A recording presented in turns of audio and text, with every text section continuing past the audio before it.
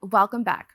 In recent years, intermittent fasting has become a popular alternative to traditional weight loss methods and fad diets, which can be difficult to maintain for some individuals, while intermittent fasting can be achieved through various methods of time restricting eating. Nutritionist for Now Medical, Melissa Darlow, joins me to discuss the pros and cons of intermittent fasting. Melissa, thank you so much for joining us again. Thanks for having me. So excited to be here. Now, for those who may not remember or may have missed the last one, can you just give us an update about Now Medical and some of the work that you do as a dietitian?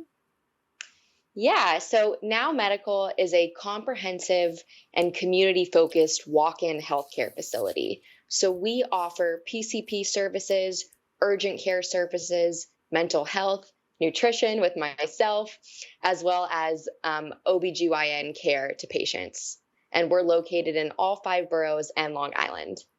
Now, we're definitely going to talk about intermittent fasting today. For those who are unaware, can you just explain what that is and how it actually works? So, intermittent fasting is an eating pattern. So, it's not so much saying you could eat this or you can't eat this. However, it suggests different time periods of eating throughout the day. So, there's an 18-6 pattern where you fast for 18 hours and eat for 6 hours. There's 14-10. There's also a 5-2 approach. So, you eat normally, quote unquote, for 5 days and then limit your food consumption to 500 to 600 calories on those two fasting days.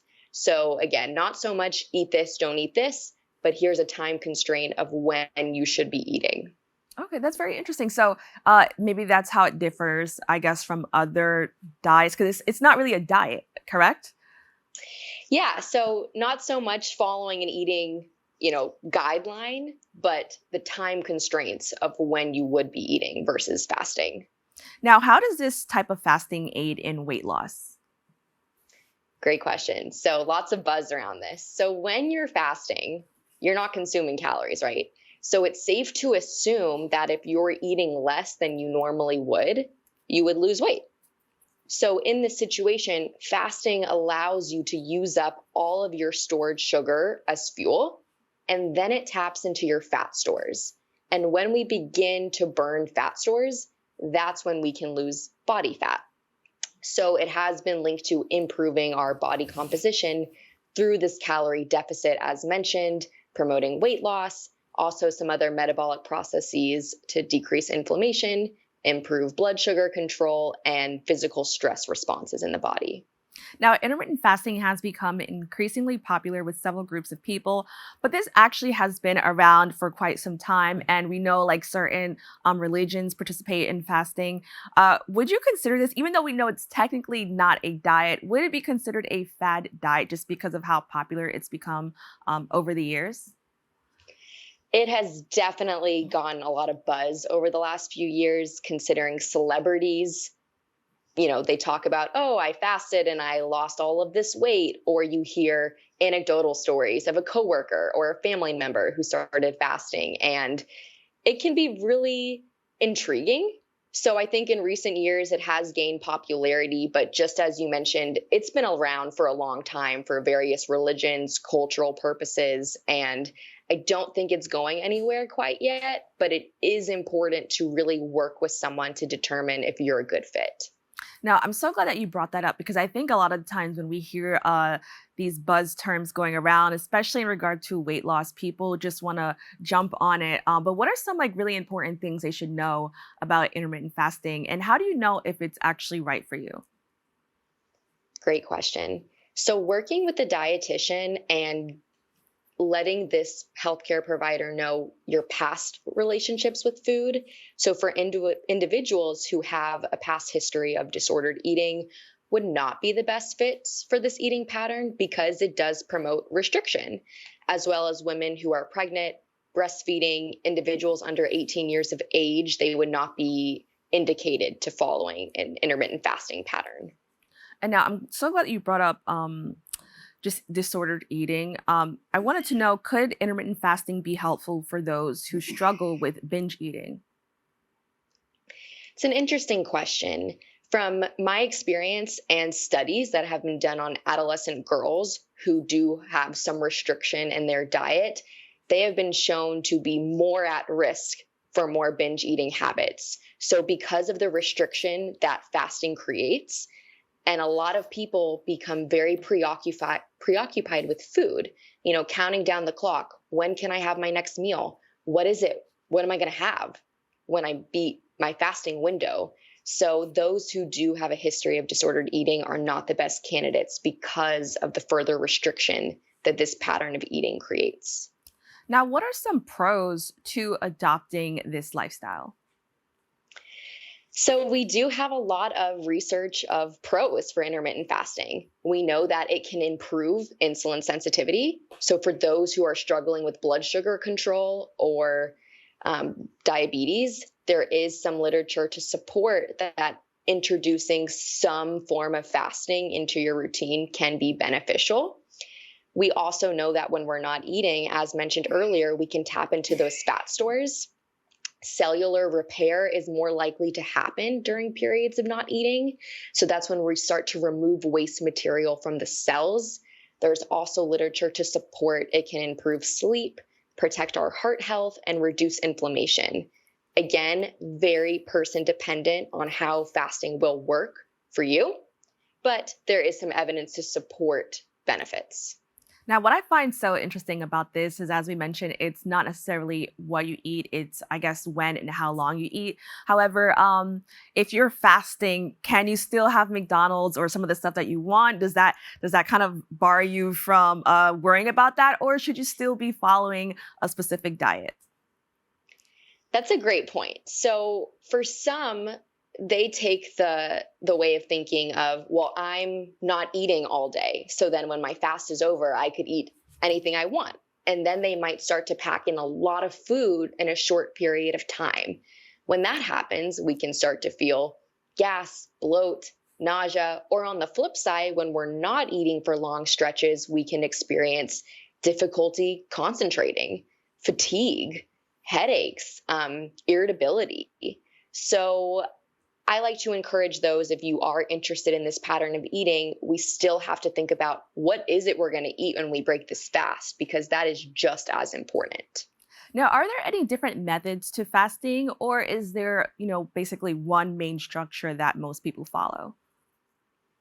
Many different methods. There's an 18-hour fast, 6-hour window of eating. There's a 14-hour fast, 10-hour window of eating, as well as alternate days where some people eat one day and then the next day they refrain. So there's a lot out there and a lot of studies to support different outcomes in all of these patterns. But again, people really have to consider what else they have going on in their life and their health goals, because it can be very difficult to restrain from a full day of eating. Let's say if you're at work or you have Right. family obligations. Now, when it comes to eating, and I guess just losing weight or dieting, time has always been a huge factor. Now, I know I've always heard like, don't eat after 7 or don't eat before this time. Can you just talk about the misconceptions there are out there just about, I guess, losing weight, dieting, fasting, and time? So many different camps when it comes to fasting or time of day when eating. Because again, for one person, maybe having a larger breakfast sets the tone for their day. Maybe for another person, they're a shift worker and they're sleeping during the day. So they have to readjust when they are able to eat. So the timing of the day, very person dependent. There is something to be said about leaving a little bit of time before your last meal and when you lie down to avoid acid reflux. And there is also something to be said about, starting your day with enough nutrition to have the energy to perform all of these tasks or daily functions you might have to do. So again, very person dependent. And I encourage everyone to work with a dietitian. So that was going to be my next question. How can people figure out which method is the best for them? Working with a professional. So speaking with the dietitian, letting them know what you are looking to add to your life. What are your health goals? And then going back into your past history around food, as well as any symptoms you might be experiencing. So for those who might be experiencing constipation, adding fasting on and having no food coming in all day is going to further exacerbate that issue. So really working with someone and getting to know yourself and your habits is key. Now, how can we encourage people to eat healthier, get in shape? And it seems even with intermittent fasting, there are some pros to adopting this lifestyle. But how can we promote this without, uh, I guess promoting diet culture or what many people are calling diet culture? That's a wonderful question. So I like to encourage people, let's not focus on counting calories or counting macros. Let's take notice of the nutrients on my plate. When's the last time you had a vegetable? What kind of protein are you eating? So training people and educating people about the different macro and micronutrients, proteins, carbs, fibers, antioxidants, and then letting them focus on, look how much I'm nourishing my body. I notice when I drink more water or I'm eating more vegetables that I'm having, more easy times going to the restroom. I'm having better digestion. So educating people and then having this, conversation where they can reflect on their habits, what they've been doing, and any differences they might notice in their life. And I also want to talk about, since we are in the age of social media, and as somebody who is, a dietitian, can you just talk about the importance of, I mean, social media can be helpful, but how should people go about getting all this information they see online, and what should they do with it? Great question. There is a lot on social media. Even for myself as a dietitian, I'm constantly bombarded by mixed health messages. So I can imagine for other individuals who don't have a background or training in nutrition science and can't, ascertain between the different studies, that it's a lot and it's very conflicting. So I encourage people, check out somebody's bio. What are their credentials? Do they have a higher degree in this topic? And if they do, that's someone that you would want to follow and you would want to, you know, listen or take more of their advice into account versus somebody else on the internet who's just yelling at the grocery store, eat this, don't eat this. Okay, well, Melissa, I want to thank you so much for educating us on this topic. I definitely learned a lot, so thank you so much once again. Thanks for having me. If you would like to keep up with this Nao Medical, please go to their website at www.nowmedical.com. Stay tuned, we have more open for you right after this.